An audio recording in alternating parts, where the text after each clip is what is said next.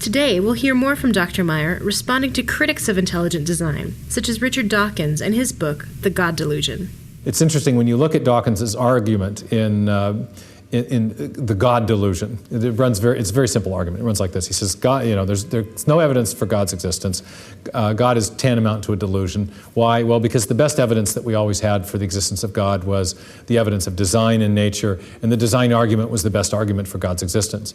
He says the design argument is now defunct, it's dead, it's been refuted, therefore belief in God is tantamount to a delusion.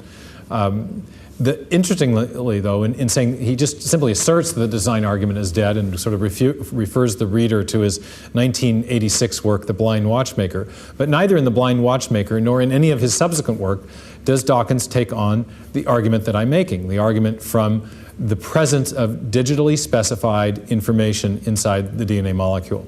Dawkins doesn't address that argument, but yet he does acknowledge that we don't know how life first arose, and the main reason that origin of life research has come to an impasse is that scientists who work on that don't have an explanation for this central feature of life, namely the origin of the information that's encoded in DNA, RNA, and proteins.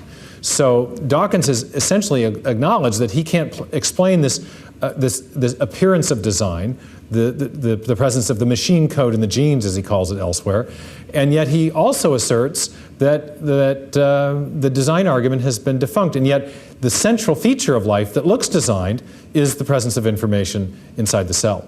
So if you can't explain that, and you also acknowledge that that's an appearance of design, then how can you be sure that there's no evidence of real design in nature if you can't explain that central appearance of design?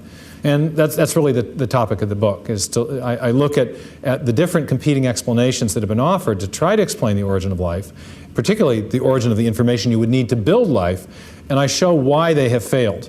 And then I propose an alternative explanation, one which is based on our knowledge of the way the world works, our knowledge, our uniform and repeated experience of cause and effect. What we know from experience is that the only known cause of information-rich systems, of digitally specified encoded information, is mind, is intelligence.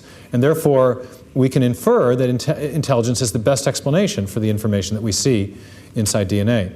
That argument has not been refuted, it's not been addressed, it certainly hasn't been addressed by Richard Dawkins. If anything, he's made concessions in its direction, and yet he still asserts that the design argument is defunct. The design argument is alive and well.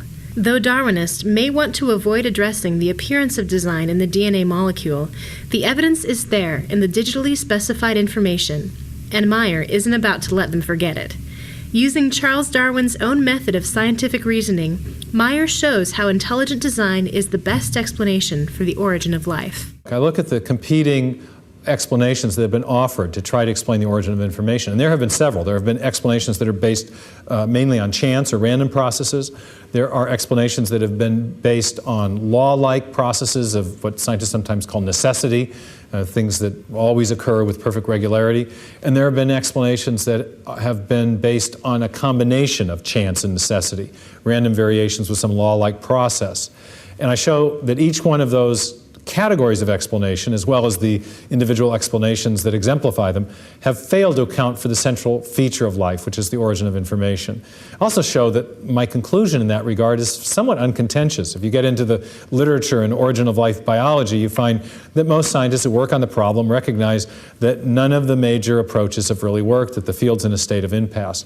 And I say, well, wait a minute, let's not just limit our options to those basically materialistic approaches, chance, necessity, the combination of the two, matter and motion. That's been the strategy that scientists have used to try to explain the origin of life. I say, let's look at everything we know about reality, not limit ourselves to materialistic processes, because we do know of a cause that's capable of explaining the origin of information.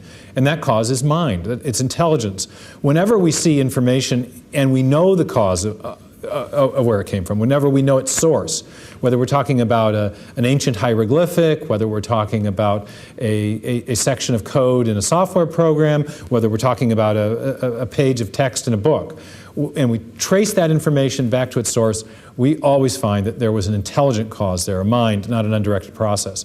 That's something we know from our experience of the world. Why can't we bring that to bear to consider what might be the best explanation for the origin of biological information. And I argue that based on, ironically, Charles Darwin's own method of reasoning, his own idea of what a good scientific hypothesis should look like when you're trying to explain the past, that we should, in fact, invoke intelligent design as the best scientific explanation. Why? Because what we know from our uniform and repeated experience is that intelligent agents' mind is capable of producing information. And that was the key rule that Darwin put forward based on his study of Charles Lyell, which was explanations of events in the past should be based on our knowledge of the causes now in operation. And one of the causes now in operation, in fact, the only cause ever known to produce information is mind or intelligence. And so I say, if that's the only known cause, then if we have the effect that cause produces, that cause must have been operative in the past, and we ought to allow ourselves to consider that as an explanation for the origin of life. By not limiting science to materialistic processes, the cause of information can correctly be inferred to intelligence, a mind, and not an undirected process. Critics charge that this isn't science, an exercise in missing the point. What's the real question people need to ask about intelligent design? According to Meyer, it's whether or not it's true. Well, let's talk a little bit more about this whole question of is intelligent design science first, okay? What if we turned the tables and said, well, is chemical evolutionary theory science?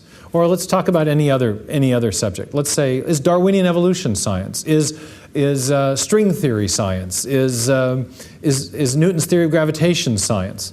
Well, you know, people could say yes or no, depending on how they define science, okay? And actually, the whole question of whether or not something is science is really not very interesting. It's kind of a distraction. What we really want to know about each of those theories is not whether or not they're science according to some abstract definition of what science is. What we want to know is are those theories not scientific? Are they true? Okay, the important question is Darwinian evolution true? Not is it science? And so what people have done in the debate when they're talking about intelligent design is they've shifted the question, they've shifted the issue from an interesting question of truth. Is intelligent design true? Now that would be an interesting question. To a trivial question of definitions. Is it science, or is it philosophy, or is it historical science, or is it religion? You know, in other words, they're wanting to categorize the theory rather than assess it and to determine whether or not it's true. And I think that the whole debate about whether intelligent design is science or not is really a red herring. It's only come up in America because people want to know how to categorize ideas so they can decide whether or not it's okay to talk about them in the science classroom. But and this is what determined the outcome of the trial in Dover, Pennsylvania, where the judge said, well, intelligent design isn't science, therefore it must be religion, therefore we can't talk about it. And therefore it's probably not true. And this is, I think, what he was also implying. And I want to reframe the debate. The question is, does the evidence support intelligent design? The question is intelligent design likely to be true? Now that's an interesting question.